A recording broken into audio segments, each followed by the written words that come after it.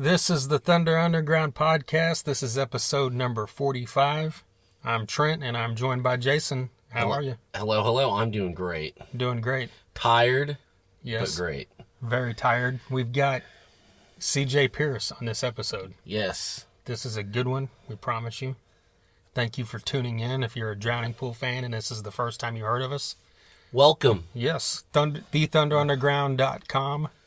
Find us on Facebook, Twitter, Instagram, YouTube, and now Periscope as well. Speaking of, we've got a few Periscopes up from the Iron Maiden concert. Yes, we do. This past Friday, Fuller House came out. That was the big deal for the weekend for you, I know. God. This is a music, metal, hard rock podcast. Come on, Trent. Okay. You're killing me. All right. All that aside, Anthrax came out. Anthrax and Anvil's new albums are both out. Yes. They're both badass. We're going to get to those probably on the next episode when we get a little more time to really let them sink in. Yeah, I mean, epic albums. Lots to say about both releases. But like you said, we're going to listen a little bit more, let it sink in. We got a lot to talk about this week, so, we're just going to focus on Drowning Pool and some other stuff. Yeah, but just letting you know ahead of time that they are worth your time. That's right. And if you don't have them already, what are you waiting for? Right. Well, before we get into all the Drowning Pool stuff, we're going to play. You want to just kick this off with the music? Yeah, let's do it. And then come back into the meat of the whole thing. All right, this band we're going to play is out of Muskogee, Oklahoma, who those of you who aren't from around here might know that from JR in wrestling. Oh, Lord. He likes to mention Muskogee. Of course, there's the Okie from Muskogee. That's right. But getting into the metal world, there is no Void from Muskogee. And this song that we're going to play is called So Far. So check this out.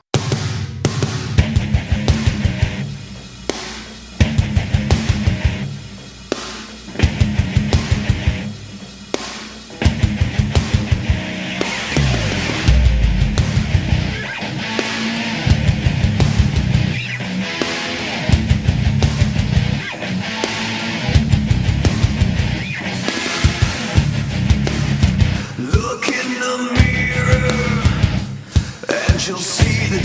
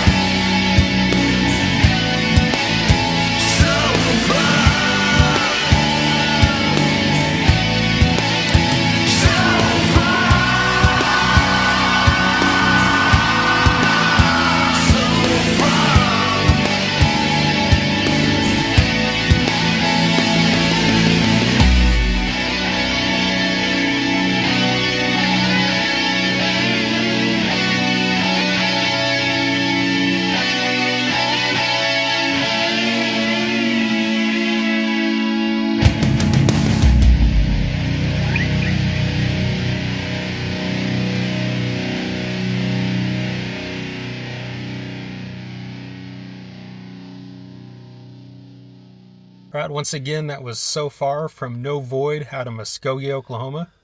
That's just some great, methodical pounding metal.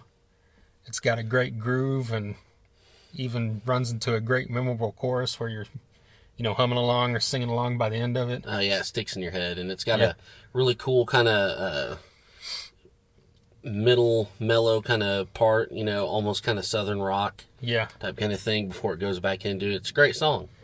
Yeah, I love that when it kind of breaks down and it goes into that guitar solo that's real, I didn't think about that. Like you said, southern rock feel, but it's also kind of got that Zakk Wylde type essence where it's like it fits the darkness, but it also has an uplifting feel to it as well.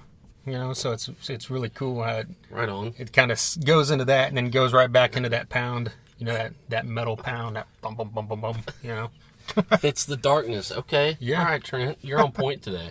Right. I don't know. I mean, it's cool stuff to hear from. I mean, you don't, at least from my experience, you don't hear a lot of metal bands from Muskogee. Yeah. But it's very cool, and they're on Facebook. You can just look them up, No Void. They're on Reverb Nation. They've got 5 or 6 other songs up on there. All this stuff's pretty cool, and check them out. I know they're playing. I saw that they're playing in May at the Shrine in Tulsa, opening for the Metallica tribute, Kill 'Em All. Oh, well, I'll be there for that. Yeah. We definitely got to check that out. And I think they opened the John Krabby show that we saw. Yeah, I'm pretty sure they did. We might have got there late. I don't remember seeing them. But okay. Actually, we did because, remember, we went to another show. That's right. Okay. We went and saw some, another area band that we were wanting to see, and then we came over to the John Krabby show. That's what happened. Okay. Anyway, off on a tangent. Check out No Void on Facebook, Reverb Nation. That's right. Good stuff, right? All right. Well, like we mentioned earlier, you're a little tired. A little bit, yes. Yeah. Because this past weekend was a pretty packed, full weekend experience. Yes, it was. Very. We kicked this off Thursday evening, went out to the first shop in Tulsa where Dark Buster was playing. We recorded an interview with Lenny Lashley. Yes. Who's also in the Street Dogs. One of my favorite punk bands. Yes, we'll have that coming in a couple weeks, so be on the lookout for that. Yeah, I'm excited for that episode. We haven't really focused on a lot of punk rock, and so I'm really happy to get into that. Yeah, and it's a good way to kick it off, right? Oh, because definitely. When you got a guy from the Street Dogs, you can't get much cooler than that, Yeah, unless you got Mike Ness on here or something. And the Dark Buster record is great, by the way. Yeah, that is a great album. Check that out. It was what's it called? No Revolution. No Revolution, right. Then Friday was Iron Maiden. Yes, the almighty Iron Maiden was in Tulsa. Yeah, and that's something you never thought you would say. They came to Tulsa when we were kids. We were like 8 or something, or 10, so we didn't get the chance to go see them. Yeah, we had really no clue. Yeah, and they haven't been back to Tulsa for like 28 years or whatever it is, 29 years. Yeah. We've had the chance to see them before a few years ago in Dallas, but this is the first really full-on experience we've had, because when we went to Dallas, we just went on a trip with, your wife and my girlfriend came along, and we just made a trip of it, hung out in Dallas, went to the show, went on our merry way. Yeah. But when it's happening in your city, it becomes more of an event. Yeah, it just kind of took over the whole city in a way. I mean, you had the plane landing, and people were gathered at the airport for the plane, and all that was on the news, and it just became. It's like I told you the other day at work on lunch hour, the table with all like the 50, 60-year-old ladies looking at their Avon catalogs. One of their phones rang, and Run to the Hills was their ringtone, and I'm thinking, what the hell's going on? Right. And so it's just, it overtook the city, and it was really cool, and it was really good to see, metal being on the forefront for once, and all the bars were going with the Trooper beers, and it was just everybody was into it, and it was a really good event. Yeah, and it's cool to see, because that it probably took a lot of people by surprise that don't follow metal, Exactly. because Iron Maiden is a name that even a person that doesn't listen to rock or metal would know. Yes. Like, just like they know Ozzy or something like that, but it's, people don't grasp how huge this band actually is, because, the rest of the world embraces metal way more than America has in the last 25 years or whatever. Yes. So it's not a shock to someone in, Spain or Mexico City or Japan or something that this band, elicits this kind of reaction. from Exactly. people. And so that's what I think's really cool, that, they, Iron Maiden, like their social medias and their website, just played into the whole grand thing of it. And That's right. this was only the second show of the tour. They kicked it off in Fort Lauderdale. And like you mentioned, it was really cool that they knew everybody's going to be posting the set list instantly.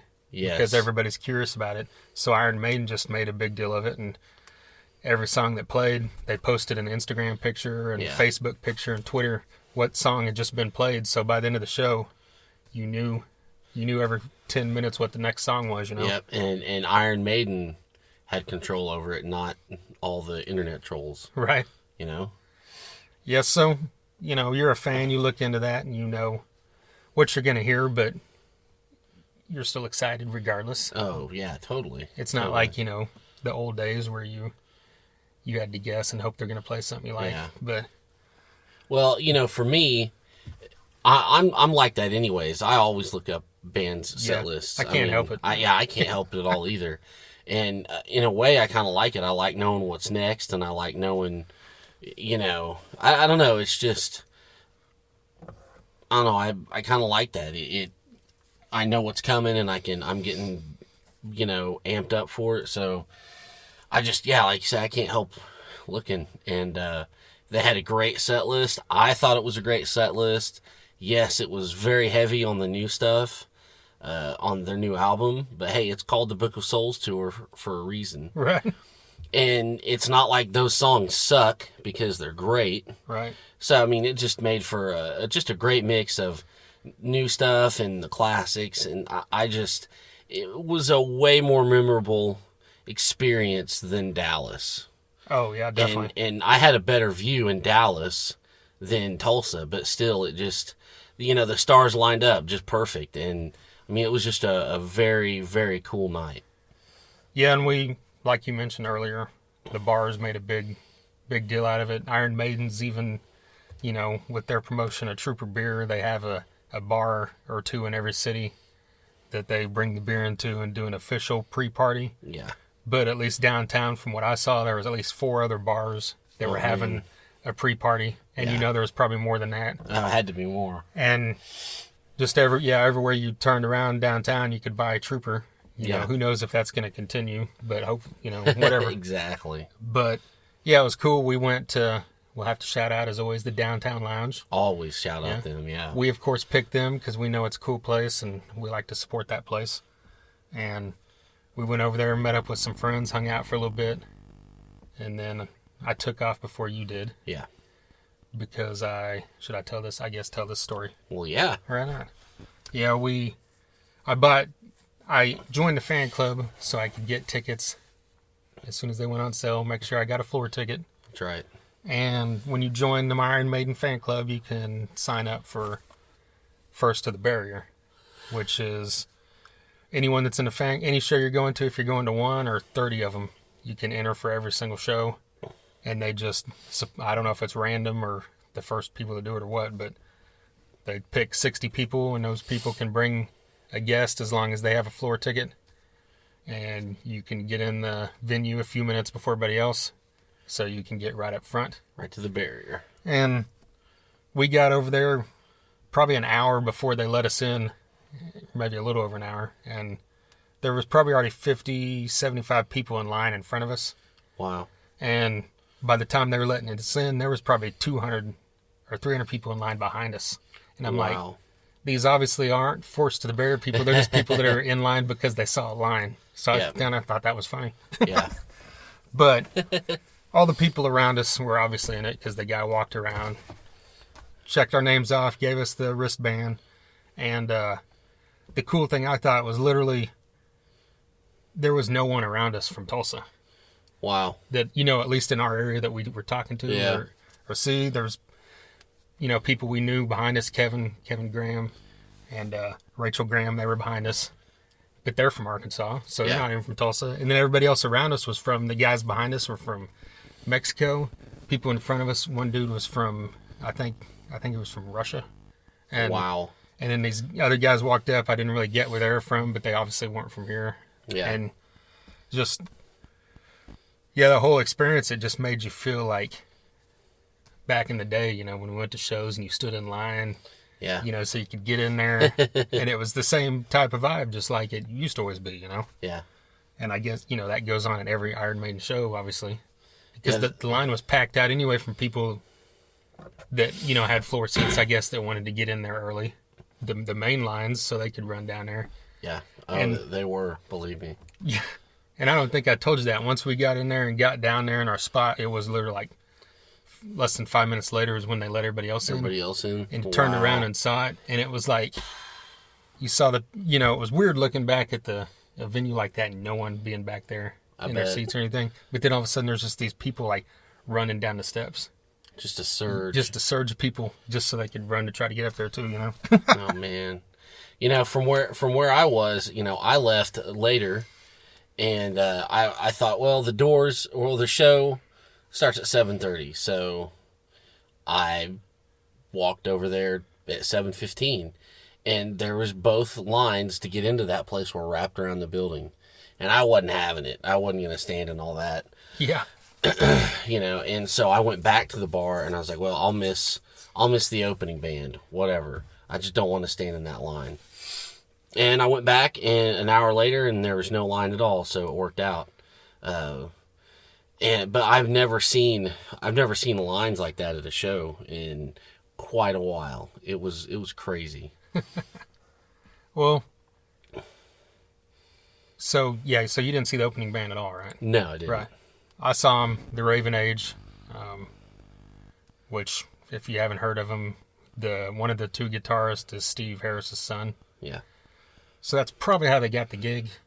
Probably, yeah. They weren't randomly picked. No.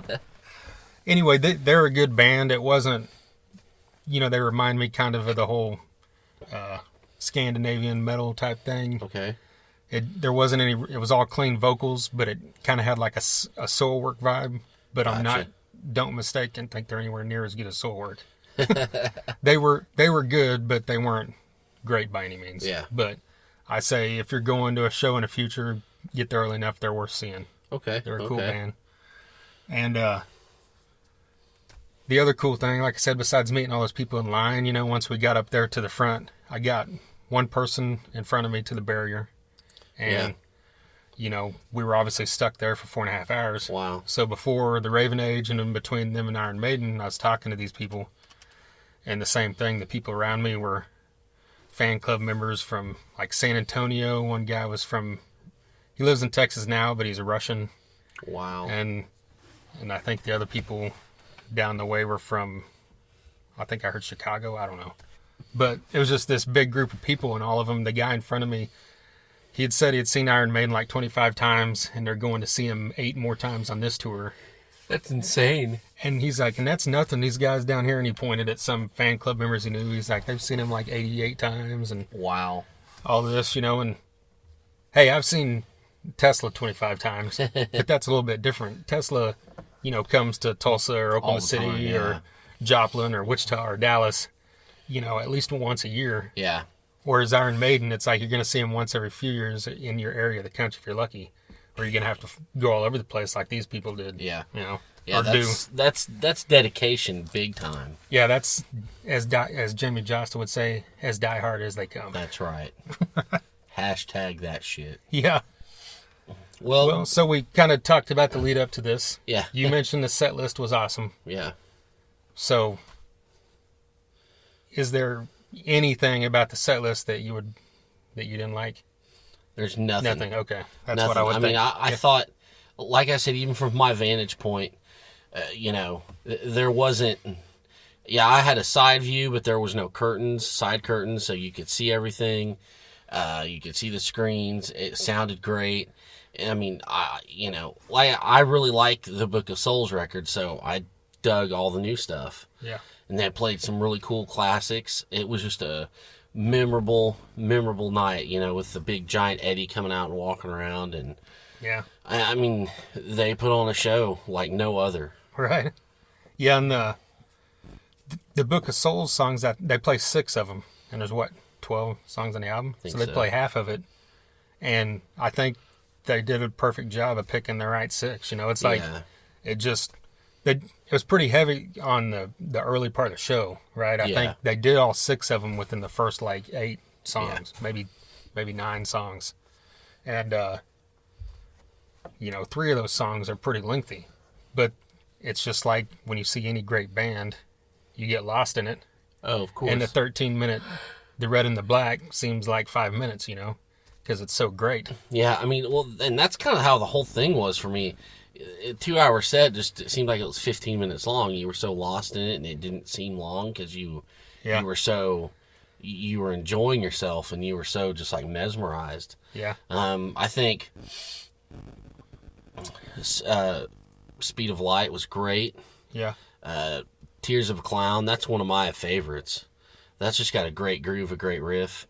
That came off well live, so I mean, I have nothing to complain about. Wasted Years was a great set closer. Oh yeah, such a good set closer.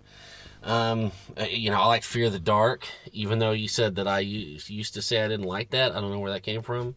I swore that was you that told me you didn't, but I don't know. I might be thinking of someone else. And then The Trooper and Power Slave. I mean, it was just a great night, a great set. Yeah, I thought it was cool how, well, the show opens like every Iron Maiden show. They play Doctor Doctor by UFO. Yeah. Like as the opening song, really loud with the lights dimmed, and then they had an opening video that was like a couple minutes long, that was really cool. Yeah. That featured Eddie and Ed Force One, and then as soon as that video ends, like the If Eternity Should Fail starts. Yeah. And the smoke's coming up, and if you know that song, like very early in the song, Bruce is singing, and he was up there on, behind the drums on a riser, and, with like a cauldron of smoke coming up or whatever, singing the song just right there in the spotlight. And usually when you have a band that large, it's like the vocalist is the last person you see. Yeah. So I thought that was pretty cool how he's what opened it. I know. That was a great way to do it, yeah. Because that's a great song to open with anyway. Yeah, it is. Because it starts with that slow thing and then just kicks into that classic Iron Maiden, triple guitar, and then the chorus of that song that's probably my favorite part of Book of Souls, actually. Yeah. The chorus of that song. And then maybe the middle part of the Red and the Black. But yeah, but anyway, definitely that. It's just, like you said, all the stuff that wasn't from the new album, like Children of the Damned and Power Slave, are ones that haven't been played in a long time as far as I know. Yeah. And then, of course, my favorite Iron Maiden song is Hallowed Be Thy Name, and they didn't play it in Dallas last time when we saw them. And it's just really cool that, we saw them on that last tour and now this tour, and the sets were totally different. So we've seen, probably 25, 30 songs live now, Yeah, yeah. And that's the great thing about Maiden, and that's the other thing. If someone's bitching about the set list, you obviously don't follow what this band does. Exactly. Which is always go heavy on the new album and then sprinkle in some random classics, and I think they've always got the Trooper in there. Yeah, yeah. But as far as that goes, the rest of the stuff nothing's guaranteed. Yeah, and then probably in a year or two, they'll go around and do another tour, and it'll be a classic themed. Yeah. And they just kind of go between those, Yeah. Yeah. Well, I don't think I ever asked you, what's your favorite Iron Maiden song? Mine, I would have to say Wasted Years. Really love Holy Smokes. Oh, God, yeah. Holy Smoke. But then, I don't know if it's my absolute favorite, but I love stuff like Iron Maiden and Murders in the Rue Morgue. Those are... I was YouTubing those with Bruce Dickinson singing. Oh yeah. And that was even more badass. Yeah. So that was really, and I really like the Dance of Death album. Oh I yeah. told you that before. I got into that real big, and so I was kind of hoping for something off that, but that's okay. Was Blood Brothers not off that? It was off Brave New World. Oh, that's right. Okay. Yes. Yeah, I love the Wicker Man. I just love that That chorus. is a badass song, isn't it? Yes. Yeah. But you get that same vibe, of course, with Fear of the Dark, with everybody singing the solos and the OOs and all that stuff, which is a really cool thing because you see that on, you look up any Iron Maiden live performance and you see that sea of people in Europe or Mexico. Everybody's singing along, so it's cool to be a part of that in our town. Exactly. It's good to see that and it not be like Brazil or something. Right. Yeah. So the big question is, you weren't butthurt that they didn't play Run to the Hills, huh? I thought that was you. You were the one bitching about it. But, and then we came back to your place, had a great after party, hung out. Like you said earlier, Kevin and Rachel Graham, Travesty, shout out to all those guys. Yeah, which, Tommy by the way, and Josh, all that. By the way, shout out to Travis Davis, who is the drummer for The Devil You Adore. That's right. We hung with that guy. We'd awesome. talked to him for a while on Facebook, but we'd never met him face to face. So we got the opportunity to meet him, hung out. He came over, hung out all night at the after party. And we played them a few episodes ago, and we plan to have them, him and some members from the band on. Probably recorded at Rocklahoma because they'll all be there. And so it was great to meet him. Like we said, shout out to him. And like you said, all our other usual friends, Josh, Tommy Autumn. Usual boneheads. Right. Eric Reese, of course. all that stuff. Yes. Yep. Had a great time. Yeah. And this is probably, I don't know. I couldn't imagine that this ever happened in the first place, but I don't think Iron Maiden will be back in Tulsa ever. Probably not. I mean, it's like, it's not because anything was bad. The place was packed out. Oh, yeah. Just like every Iron Maiden show is going to be. But when they do that little amount of shows, even when they finish this summer run, they're going to announce more U.S. dates probably. Yeah. But it's going to be, of course, not. Yeah, totally different places, yeah. Yeah. It'll be a Texas date or something. Yeah. And then when they, like you said, if they do a classic style swing in a year or two, it won't be here. Yeah. So anyway, and they're what? All in their late 50s, early 60s? Yeah. And that's another thing. Oh, yeah, no kidding. We got to talk about that. There's other bands, but it's a small group of bands, Mm-hmm. Your Rob Halfords, your all of Judas Priest. Yeah. Black Sabbath for the most part. Ozzy's not as great as he used to be, but he still puts on a show. And Sammy Hagar is another one. Just all these people that are getting up there in age, even the Stones, they still put on a performance like they always did. Yeah. And Iron Maiden not just putting on this performance, just like the energy, especially from Bruce. Oh, yeah, no kidding. It's just insane for a 60-year-old to be, if we ran around the stage like that, 4 minutes into the set, I'd be like with cramps on the floor probably, Oh, dude, I couldn't even go 4 minutes. I'd be on the ground in 2 minutes telling you to bring me a cheeseburger and a beer. I couldn't do it. Right. And I'm 39. And I guess, Dave Murray and Adrian Smith were a little more subdued and they'd move around, but Steve Harris, was just all over the place. And I always say Janik, but is it Yannick? Is that how you say it? I'm not sure. I think it's Yannick. Okay. But he is all of to himself. Yeah, he has the moves. He's a character, an entity of his own. That's right. I mean, if I got up there and did that shit, I'd look like a fool. Yeah. But he makes it look okay somehow. Yeah. He has no pattern, no detail, or the way he's gonna swing his guitar is different every time. What he's doing, he's just like spinning in a circle. I don't know. But yeah, he can pull it off because of who he is. That's right. That is right. And they all sound phenomenal. Oh, yeah. I'm sure we mentioned that already, but, all 6 of them, phenomenal musicians. there wasn't, at least from my vantage point, you don't hear anything that a flub up at all, Yeah. And can't say enough about it. Oh, yeah. I mean, it's a night not to be forgotten. Yeah, definitely. So, anything else you want to toss out about it? I mean, I just if they're coming to your town, try to make it. Yeah, like you won't regret it. Even if it's not your town, it's one of the bands that you should make a road trip for. That's right. That's right. I mean, 8 hours away, do it. I'm not. If it lands where it works out for you, make it happen. That's right. If you've never seen them, or even if you have, you already know. There wouldn't be tons of people at this show that go see them. 20 times a tour. Yeah, if it wasn't worth it, especially that's right. That's the other thing you mentioned, especially if they're playing the same set list. You would think after seeing a band 2 or 3 times, you'd just be like, well, that's good. They're not mixing it up like, Metallica or Pearl Jam or Bruce Springsteen or something. Yeah. You know what you're going to get, but yet people keep going because it's as good as it gets. Pretty much. Right? Pretty much. All right. Well, this was Friday night.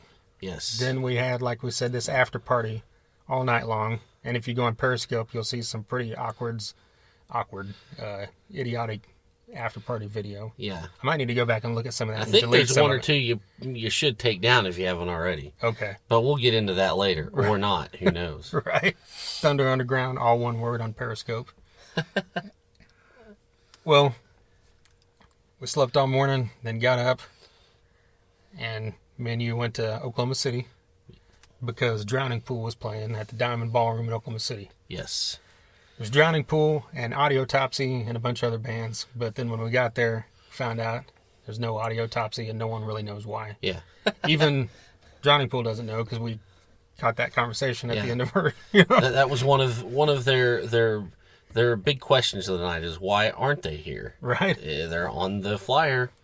But anyways. And you said that's a pretty good band, right? I mean, I'd heard them on Sirius a while back, but I can't remember. I mean, make no mistake. I will admit right now, I am not big on Mudvayne. I'm not even really that big on Hell Yeah. So, but, I checked it out anyways, and, I can't remember the name of the song, but it was pretty decent. It was all right. So, I was kind of interested to see him. So, I don't know, maybe sometime down the line. Right. Well, we got there and we caught a couple of opening bands, and I remember, I'm not even going to say, because I can't remember the name. I don't want to butcher it. Was it Curse to Fall or Fell? Yeah, Curse the Fall, I'm pretty Fall. sure, and Dying Art. Yeah. I think. And, good stuff. And before all that, we, ran into our old buddy Jamie Welch. There you go. Who, go back and check out a couple months, 2 or 3 months ago, we had an interview with him. He's a former member of Framing the Red. Great dude. He's now Drowning Pool's stage manager, guitar, bass tech. Yeah.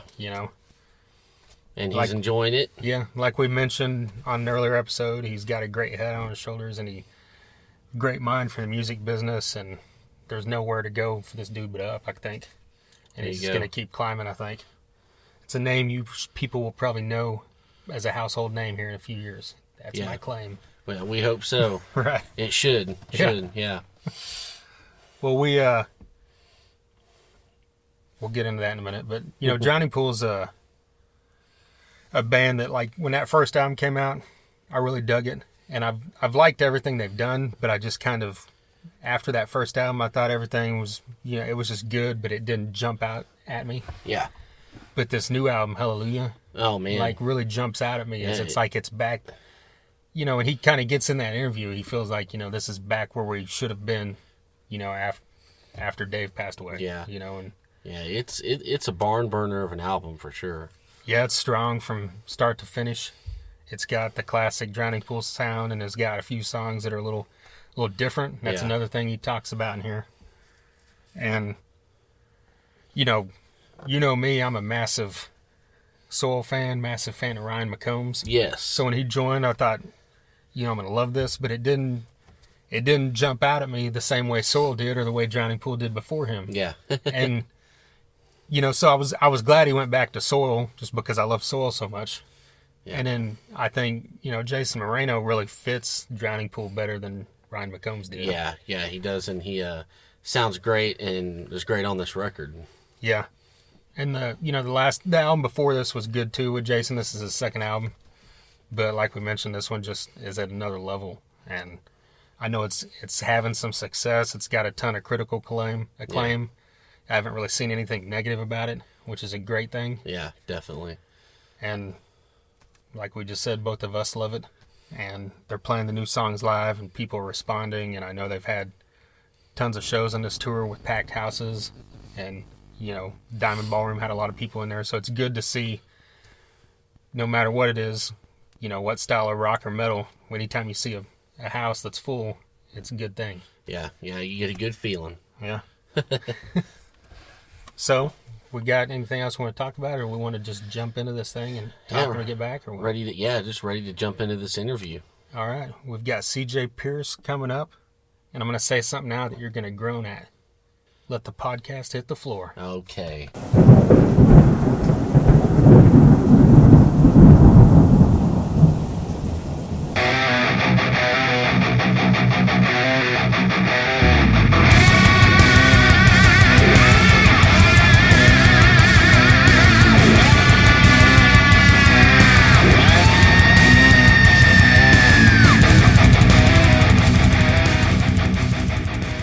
Freaking amazing, man.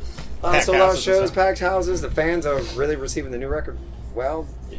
We're getting freaking awesome interviews and reviews of the record, so we appreciate that, man. Yeah. Yeah, I've seen that, a lot of positive stuff, Yeah, man, we just, this time around, man, we just did exactly what the hell we wanted to do, so how we wanted to say on this record. Hallelujah. Yeah. And there you go, man. It's an honest record from us. It's a metal record. So. Yeah, it is. We were all talking on the way up here.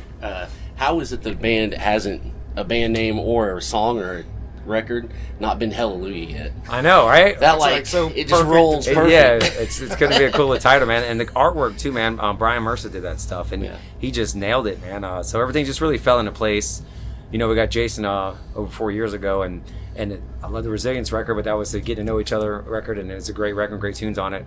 But after touring on that, and then we re-released the Sinner 13-year anniversary record, and we toured on that, which is more influence on the new record. I think you get a lot of old school Drown and Pull on it, and then of course we found our place with Jasen Moreno. He's the right guy for us.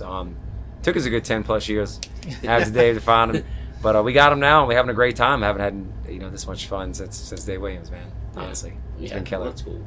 Well, like you said, getting to know you period was that kind of awkward, or no? Then now is it just like full cylinder? No, there was a lot of factors involved when we went to Resilience record. I mean, we knew Jasen for years. He came up on the scene in Dallas with us. In fact, the band he used to play and used to open up for us a lot. So we've already known him. But as soon as he got in that room, man, we just jumped on it. We wrote Resilience pretty fast and got in the studio. And he was new to the business. And then, management and label at the time are like, radio doesn't rock as hard, this and that. You have all these people, breathing down your neck, trying to influence you. And again, we just cut all that off, cut that out of our lives on this record, and just went in the room and just us four, tell everybody to screw off. I wondered, have the vocalist always wrote lyrics, or do you write any of them? No, Mike, Stevie, and myself, after Dave passed, we really got into the lyric side of things. But we all write together. Jasen, he's a singer-songwriter, plays guitar, he writes lyrics. We all bring ideas into this band, that's it. Drown and Pull is all four of us, for sure. Do you write in a room together all at once sometimes, usually, or just bring ideas together? It's always different, man. You never know. It's like some days I'll grab the guitar and just come out a riff, or sometimes Jasen just emails some idea to me, or it's not until we get in the room together as a band, put it together, that it comes together as a song as it is. But we're always kicking around ideas, and I'm always writing constantly. All of us are.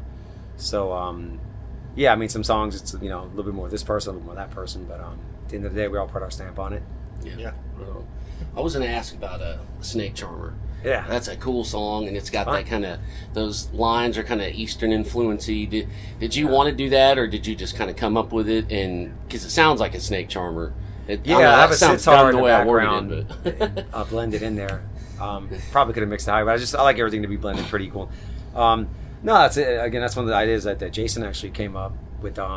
Initiated that riff and that idea, and then we beat it up in the room, and Mike did some cool stuff on the drums with it, and then once we were done, I put some ear candy, like I said, I did it at the last minute. I put all that Snake Charmer, and then the solo, very Dimebag influence. I wanted to do some weird stuff outside of the box, instead of just your basic blues scale. And yeah, man, that's another one that's it's different. I think if anything, Snake Charmer's got more of a new school style of drowning pool to it, which is still metal. But songs like Hell to Pay, My the Bloods definitely got that core drowning pool sound to it. So we got a nice mix on this record. I'm really, really, really happy with the way it came out. All of us are, and the way the album flows as a whole. That's real important. I know a lot of people just kind of cherry pick songs nowadays, but I still like to put a record in and do my thing and have it playing and not have that point where it's like, oh, I gotta do this. So at least we all feel like that. Yeah, so picking song order is important and all that kind of stuff. Very, very important. Yeah, it is. Yeah, Drop is another one from the new album that has a little bit different feel than your normal stuff. It starts off kind of melodic and then... Yeah, Drop is another one. Jason sent over, he had a verse and chorus idea for it. He sent it to me, and I thought it was really killer. And then I kind of structured it, sent it back to him. It was one of those things that happened pretty fast. We're at the house, not even on the phone. We're just both of us in front of the computer, and I see my email come up, and he sends an idea, and I do stuff, and I send it back, and it came across, and then we all got in a room and finished it, of course, how it is. But I love that style. I want to do more stuff like that song. That song's jamming, and again, like you said, it's a little bit more newer style of drowning pool, but it's heavy, and it's a fun song, man. It's a jamming tune. Yeah, I think that's my favorite one on the new disc. Yeah, I've been hearing that from a lot of people too. So if that's cool, we'll keep doing that too, man. I just got to keep up on my coffee intake, man. That song's pretty fast. A lot of the new songs are fast on the record, man. You hear a lot of bands getting older and they start slowing down, man. We just keep going and going and going. Yeah, that's right. Well, I kind of noticed that Jason seems to have where he's got a little bit of each of the previous three guys in his, to me at least. Yeah, man. Did you notice that, or is that just me? Well, I think just by a natural evolution and by default. I mean, Jason definitely had a distinct sound and style before he came into this band, which I always liked because he had an original vocal. We always wanted to get somebody with an original sound that, hats off to Dave, but I didn't want to have a Dave clone ever. But because, again, Jasen Moreno, super pro, and out of respect to the Drowning Pool fans and the other CDs, man, he learned every song off every CD. And he still sings them all the time. Like, he'll be in the back lounge tonight. I don't know what record to put on, but he's always singing along to all the CDs all the time. And he does a great job with all the singers' voices, I think. And then because of that, he developed his own thing that we have now. I think came through on the new record as well. So a little bit of everybody on it. Yeah. So. Yeah, I always thought that was cool whenever, after Dave, that you never got that clone and each guy's we had a couple guys that auditioned that sounded just like him that could do it, but I was like, this is just too. No, we need to evolve and keep moving forward, Yeah. And let's third album with this guy, Yeah. 'Cause you had 2 with the other one and 2 with this one, so let's we're going on 3, man. Well, I'm not doing this singer switch anymore, man. I'm over that, dude. I was so bad last time. So and there's no need to, man. We got the right guy. That's awesome. Always kind of knew with the other guys that it was almost there, but it wasn't there. And again, I'm proud of the records we made, and those guys had great voices, but it's that's half the battle, and friendship and being like a brotherhood it's another thing, and we have that. Yeah. We totally have that with Jason. Well, I think I saw on Jamie's Facebook a week or 2 ago where you guys had like a quick load in California. You didn't have any sound check or anything. How do you just go up there and hope it? I tell you what, having sound check and having monitors dialed in and stuff is a luxury. When I rehearse, I don't rehearse. I rehearse like in a room without any of that stuff. So it's pretty raw. It's pretty natural anyway.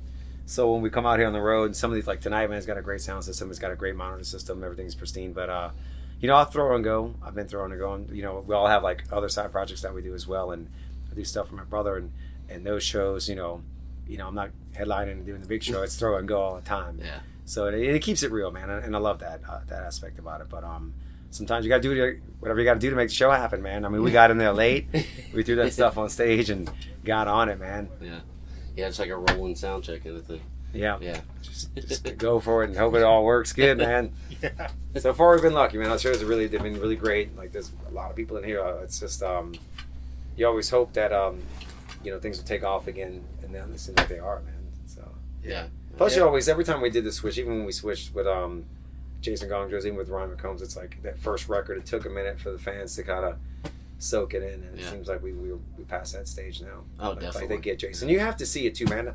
I'm guilty of it, man. I'm a fan, and you know, some of my favorite bands have changed singers. Are like Alice in Chains is another example. And the guy they have now is amazing. Yeah. But until I went and saw it, you know, I had to go see the show. So and then obviously, once people have seen him, Jason's 110% on stage every night, man. Yeah. That's awesome. That's awesome. Yeah, I've seen a lot of people say that about Chains and Queensryche and stuff, but then once you see them live, their view changes. So it's Yeah, the guy they have singing not the Jeff Tate one, the other guy, he's a freaking killer, man. Yeah. We did a show with him Yeah, a while he's back, and it was like, it's freaking awesome. So Yeah. Well, you mentioned side projects, the As Above, So Below. yeah, I do that. My brother, off and on, you know, because I'm obviously doing this. Stevie's got one as well, and Jason has one. Can't keep up with Jason. It seems like every other day he's got a new project with somebody else, man. But I think that's healthy, man. I think it's actually good because it you step outside your box and you do other things, and it's just music, and it influences you to do more things. So when we come back together, you have I think more ideas and a bigger, wider musical style and taste. You know, it helps you bring more stuff to the table. But yeah, little brother's fun. I was on with fun with him late last night, and he was up partying. He called me like 4 a.m, and of course we were obviously on tour partying. Yeah. I would FaceTime. We're all hammered. It was fun, man. Yes. We were doing the same thing last night because we saw Iron Maiden and we're up all night after that. Dude, where was Iron Maiden playing last night? Tulsa. Oh man, their show was killer, It was man. insane. They got so much energy. I don't even know how they have that kind of energy. Man. Yeah. Bruce is Especially all at that over. age, all of them Yeah. are just... Dude, they're just slaying it like Yeah, nobody's they're almost business. like 60 and jumping around and stuff. Yeah. Yeah, he's all over the stage. We got to do a couple shows with them overseas, you know, over the years and stuff. We did a couple big festivals, and it was just awesome to get to play with Iron Maiden and see him play. Yeah. They still bring the Epic. epic show. We try to bring as much as we can in the small club, man. You'll see Yeah. tonight. Hell yeah. Yeah. Hell yeah. Well, I saw a while back that you were working on a record with As Above, So Oh Below. yeah, Is yeah. that I'm always close to working on done, tunes or- with them. I did drums for 6 songs. When I go back, we'll have a little time off. We'll do some guitars and bass and get vocals down, and then probably do 6 more. So I'm definitely want to do a full length record with Little Brother. But it's you know, it just takes time because, you know, obviously you're trying to Right. Yeah. Yeah, and but yeah, that's what I do in the off time, and also teach on the side. Stevie teaches as well. I love teaching music. I have a handful of students at the house, and I'm gonna try to see. We have a day off on Tuesday. We go home, and I'm gonna get some lessons on the Oh, day. that's So it's cool. not really a day off, Yeah. but yep, staying up with the students as well, man. And I produce a lot of stuff on the side. There's a band called Tola, the other LA. They're actually gonna play on one of the shows, and I just got done producing their 4-song EP, and they're releasing that in April, and they got one of the songs already in a movie called Real People Scare Me Too. And it's a killer, man. Good for them. 16-year-old girl with autism, Aria Fowler. She's an amazing singer. Really? So Wow. that's Is that killer. out, So. out of Dallas, I assume? No, they're out of Louisiana. They were okay. they were out of Lafayette, but they opened up for Drown Pool last year, and they just had this cool raw talent. And I got in touch with them, and I thought it was a band. They were just produce their first 4-song, and come to find out it's just pretty much Aria and bass player Mackenzie, and then they have like a revolving door of like drummers and guitar players. Wow. So then when I took on the project, all of a sudden it was like, what do you mean you don't really have a drummer or a guitar player? And then wound up doing all that Yeah. stuff with them as well. But it's fun, man. It's like I said, it's nice to step away and do other things. And it for me anyway, it seems like a healthy thing. So when I come back to Drown the Pool, I have like a clear cut mind what we want to do. Right. Well, you mentioned teaching. We did an interview with Norman from Murder FM a few Yeah. months ago, and he mentioned you as far as at the Sound Foundation. Yeah, I was at the Sound Foundation for a Working while. with We them had a a lot of time off where we were finishing writing, and we didn't have any shows coming up. So I started teaching at the school. I had time to do it, but now since we've recorded the record and taken off, I can't really teach out of the school. Again, I have a couple of like students that just do private lessons with because they're a friend of a friend and all that kind of stuff. But yeah, I loved it, man. That's kind of how I fell into it because Norman went out on the road and he asked if I could fill in and teach his students, and I'd always had that in the background as something to fall back on. I went to college for a year to be a music teacher, but I always wanted to, Yeah. do the big game. So now that, 20 years later and then fall into it, I love it, man. It's great. Especially, I got my youngest student, 7 years old. His name is Brooks, and showing him how to play AC/DC, and he's just getting it and he's loving it. Def Leppard, I was like, this is freaking killer, man. That's awesome. And some Drownable, some Yeah. Pantera, of course. Are all your students kids, or do you have any? No, Yes. they're 7 to 11. 15 is probably oldest. Yeah. Okay. They're all young. Yeah. Is it hard when they're 7 to like, or do they have the little scaled down guitars? No, he's got the real deal, and Really? That's crazy. But it's just getting them to concentrate, because they are young, and it's like you want to make it fun, man. You don't want it to be stale. So it's a little hang time, but it's also okay. We got to get this done, and then I know send them home with a little homework, some exercises and stuff, which eventually they'll learn. Like, oh, I'm learning the scale. I didn't know it. So, but I can tell when they don't do their homework. Come back, and then I gotta get in the teacher mode. But it's always fun, man. It's great. It's awesome experience. So, is everything in person, or do you do any over? I haven't done it. We Skype, talked about maybe FaceTime. doing over Skype like that. But since we're this is like a 5-week run, and I'm kind of coming home in the middle of it, so it's just like I'll miss 2 weeks. I'll teach them this week, and then I'll miss next week, and then I'll be home again. So we're just gonna do it like that. I definitely send them home with a lot of homework. Yeah. Because we'll see when I get together on Tuesday. I saw just a couple days ago you posted a picture of you with Dimebag.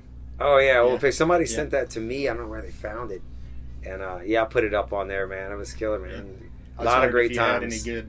any random good stories to I throw out? got a lot of them, man, but I hadn't talked about them in a while. But we were over there at his house on Dime's birthday, quite a few years back, 2001 and 2002, and just getting wasted, man, so wasted.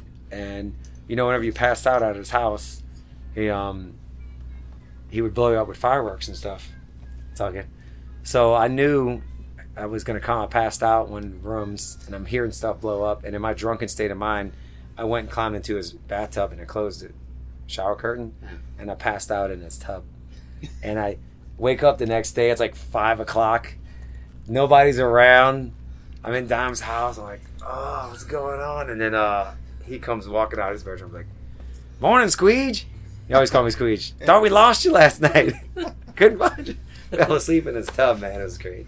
So he was so cool, man. Him and Rita, he cooked some steak on the grill. We just hung out, watched TV, talked about everything but music, man. He was really like a true friend. Yeah. He was a great dude. He let me stay with that the day he passed away. I spent like a week at his house just hanging out and just getting hammered with him. So really, really nice guy. Definitely missed that dude. Yeah, for sure. But I'm carrying the torch too. I'm drinking like I drink. Sure. Yeah. I have a few. I wasn't gonna drink tonight, but I have a Like few. the Grove. Yeah, let's do some shots. Why not? Okay. I don't even have any glasses. You know what? I'm gonna make you. What are you making? What is this thing called? Oh shit!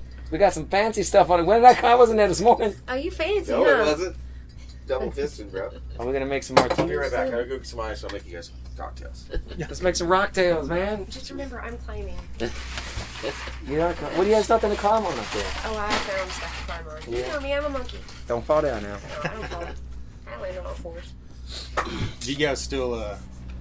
I'd seen in the past you playing a lot of shows overseas and stuff for the troops. Yeah, we're doing another USO run coming up April Okay. 4th. They don't usually tell us what bases where we're going and keep it hush hush, but we're doing a couple of weeks. I know we go to start out in Japan and then go in South Asia and all that stuff. Bases over there. Yeah. It's killer. I love doing that stuff, bet, man. I bet. And and just to clear it up for people, because a lot of people don't get it. We do coalition bases. There's every country's got their armed forces, and at the end of the day, that's real people, man. That's like somebody's mom or dad or their son or daughter. Like, these are real freaking people, man. So it ain't about war and killing. It's about giving them a break from that intense job that they have. They hang out at a rock show, give them feel like a piece of home for a minute, man. Yeah. So that's all it's ever been about for us. So I don't know why some people get weird about it, like, supporting war or anything. It has nothing to do with war. It has to do with real men and women. Yeah, no matter what you believe, Yeah. you're helping them out. Yeah, just personally. Exactly. It's us hanging out with other rock fans that happen to work in the armed forces. So, and I think it's a great thing that we do. So, Have you ever went to in the Middle East anywhere? yeah, we've done Kuwait Really? and Iraq. Yeah. Every time we were supposed to go to, where's the other one that they always have shit blowing up? They always cancel it every time we try to go. Oh, that could be a not few places. Afghanistan. Afghanistan's one of them. There was 2 other times we were supposed to go, and it just got too intense to where Wow. there's just too much stuff going on. But we're at bases, and they were trying to shoot stuff at us while we were playing, and they had the Yeah, they're sitting out there planting mortars in the ground, and alarms are going off, and they're like, should we stop? I'm like, no, let's just not. Let's keep playing. We gotta play. No, it's a distraction. But we did have to go hide out in the bunker once or twice too. Wow. It was pretty intense. But I never felt unsafe, man, because we had a lot of dudes with a lot of guns surrounding us, man. All right, so I was not worried. That's another thing too that was crazy, because they're all packing and stuff. So we were doing the show, and there's like the barricade, and I'm seeing like a helmet come up, and I'm seeing like a gun and like another pack of gun round stuff, and then what they're doing is they're taking their gear off and throwing it in front of the barricade, and they were starting to have a pit and everything. But you can't be out there with the guns. So by the end of the show, the whole front of the barricade was just full of ammo and guns and jackets and helmets. It was fucking nuts, man. That's crazy. That's awesome. But they all got their names on it. They can check it out. Yeah, South by Southwest. Yeah, I'm doing South by Southwest. The first time. I've been there a few times. Oh, you're playing? Yeah, we're playing this year. Oh, okay. Thursday night. I forgot the name of the venue. I don't know. It's the E1 party anyway. We're going to be playing with... Probably one of the bigger ones then. Yeah. Stubs or emos or... Yeah, something like that. Yeah, I went a couple times, but I don't really remember too much. Yeah, it's one of those things you remember going, you don't remember leaving. You do that every night. Yeah.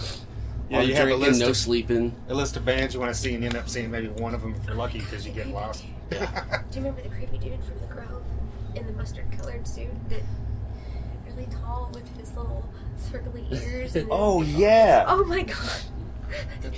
Oh, I wanted to. Well, I was going to ask, are you still doing BC Rich, or who are you with now? I just had a major switch over with the new record on a handful of different things for a few reasons. One of the coolest thing, though, I just got a Marshall deal, and I love Marshall. Their sound, they sound like metal. That's I used the Marshall on the Sinner record, and then after that, with every other record, I've tried a lot of different amps and combinations, and I was on the custom for a long time. Great sounding amps as well. But getting back into recording the Hellalujah record, I was talking to the producers like, man, it's about this guitar tone, man. I got to find that sound. I got to get back to me. And we had the JVM 210, which I'm using tonight. But we also had 17 heads there. My custom there. He had some. I brought mine, and he had a couple other French producers in there. Everybody's like, yeah, let's get on this. So we had this wall of heads and tracking stuff.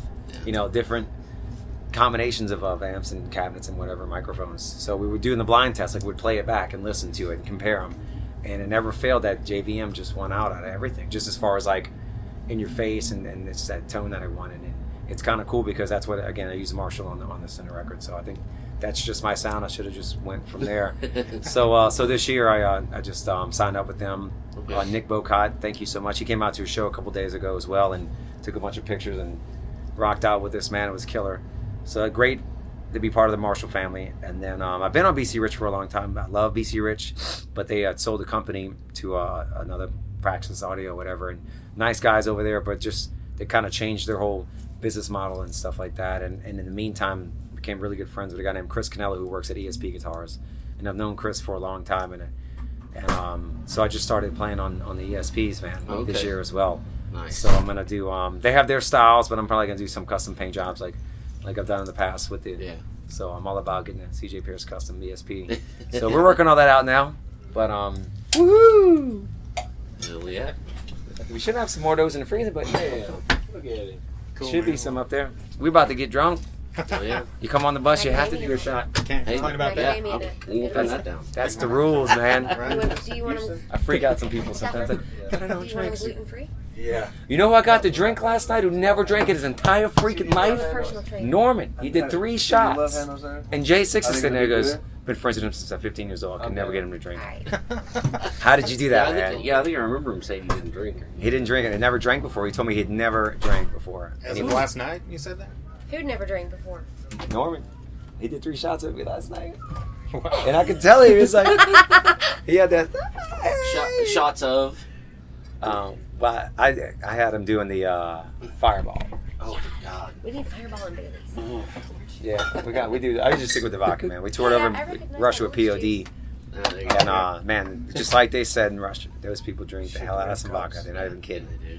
I don't think we have any cups that are shot glasses anymore, man. That Did you get any PM good stacking.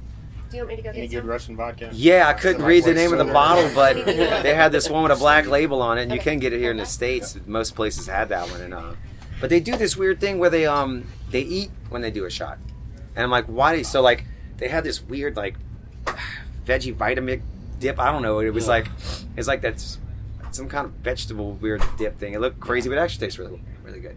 So the first time I just they scoop a chip and eat it, and they would do a shot. I'm like, I don't want to eat when I'm drinking. I'm like, why do y'all do that? Well, we don't want the rest of the world to think we're alcoholics. So we're eating food when we drink. Like that just makes it all better all of a sudden. But we're still drinking that whole freaking bottle. But now we got chips. Now we're gonna throw up chips later. And some kind of weird veggie dip. Right. But oh yeah, this one place, man, they were doing fish roe shots, fish eggs. It's supposed to be some fancy stuff. I don't know, man. And I did it, but dude, Like shots of fish eggs? yeah, they have a shot glass full of fish eggs and a shot glass full of vodka, and they would do the fish eggs, and then you wash it down. And I want to be disrespectful, man, but dude, when you put them fish eggs in there, and then it was tough. But I did not throw up on my guests. Yeah. Well, but yeah, like you said, if you're there, you got to do it. Yeah, man, definitely. It was a lot of that, and it was classic, just like they said, man. The Russians drink the hell out of vodka.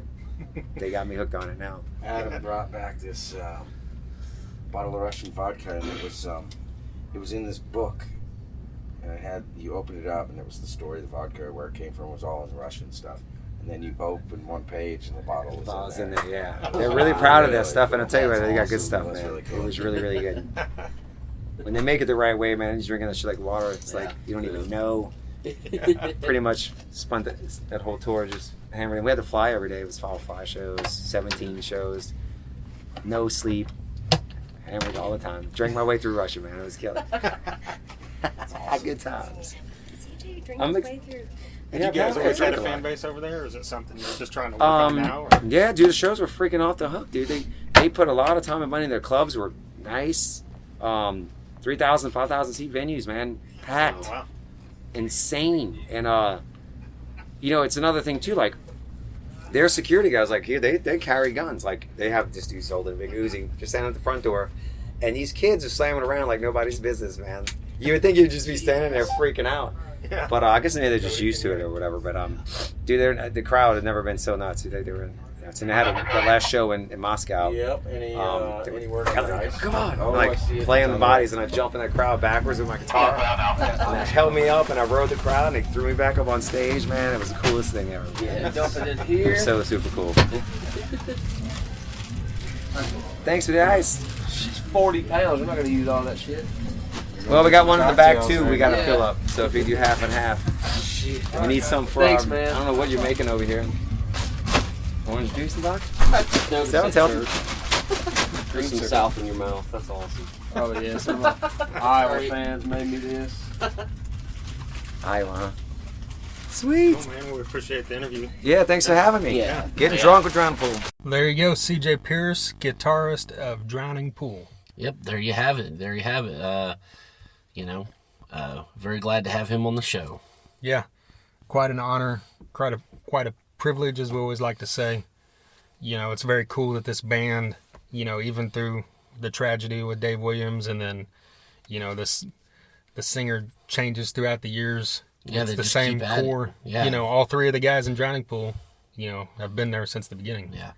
And the singer's the only thing that changed, and I think that's why they're still able to put out albums like Hellalujah. Yeah, well, It yeah, sounds as strong exactly. as they do, Yeah, definitely. And, it was just a great experience.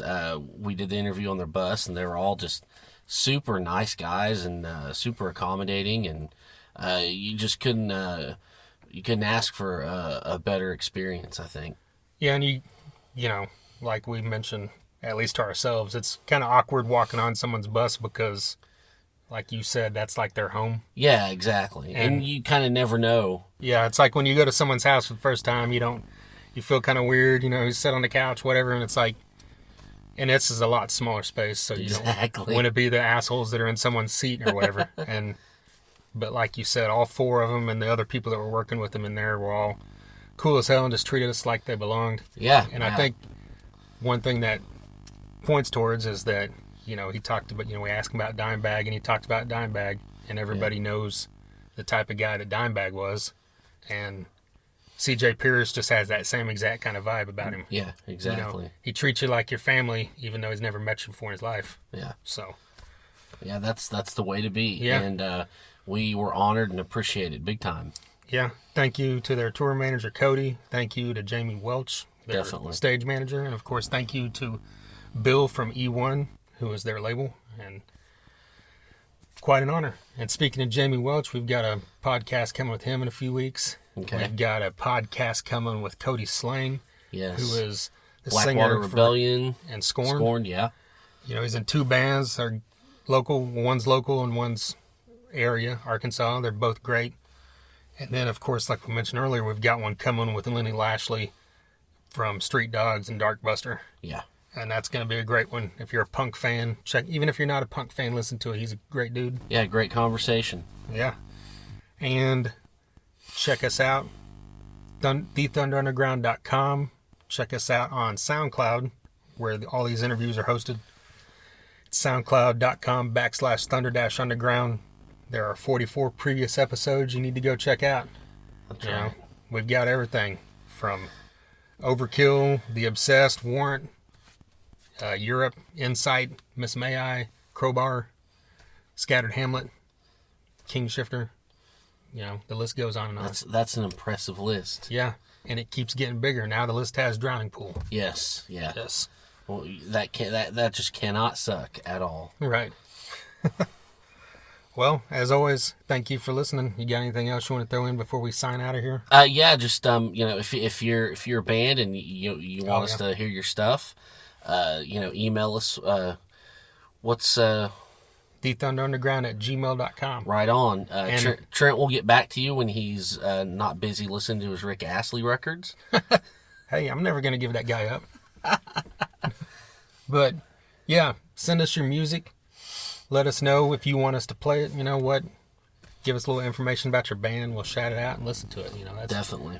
we enjoy the opportunity to be able to discover. You know, we've discovered tons of new music since we started doing this. Basically, from the songs we played and a few of the people we've interviewed that we weren't, you know, familiar with because they were on a local or regional level. Yeah. But so it's really cool to be able to, you know, to discover all this stuff. Oh yeah, slamming stuff. Once again, thethunderunderground.com. Everything is gathered right there. And thank you for listening.